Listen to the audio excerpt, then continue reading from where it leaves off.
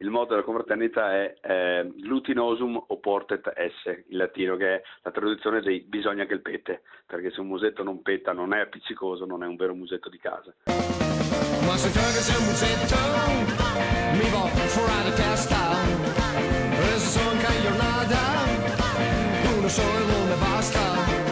e quando sei una coesione di magnolia forasta io.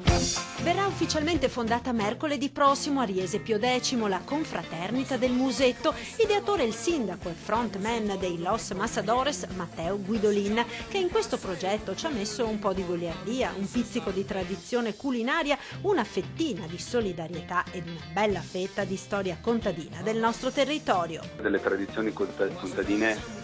legate a quella che era il grande momento di festa, che era l'uccisione del maiale, chiaramente festa per tutti a parte per il maiale ovviamente, e che era una parte importante della vita contadina fino a qualche decennio fa. Una sorta di liturgia contadina che si celebrava ogni anno in inverno tra novembre e gennaio e che ancora oggi è presente nella campagna veneta. Cercare di conservare questo aspetto della vita contadina, tanto più che sono ancora molte le case in cui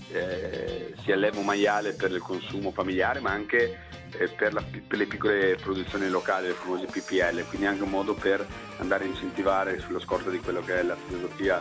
slow food, le piccole produzioni di qualità. L'ingorda confraternita del musetto nascerà il 17 gennaio con una cena gara alla quale hanno già aderito 270 persone, e la data non è un caso. Il 17 gennaio si celebra Sant'Antonio Abate, patrono dei Norcini, e proprio alla ricostruzione di Norcia, devastata dal terremoto, sarà devoluto l'incasso della serata.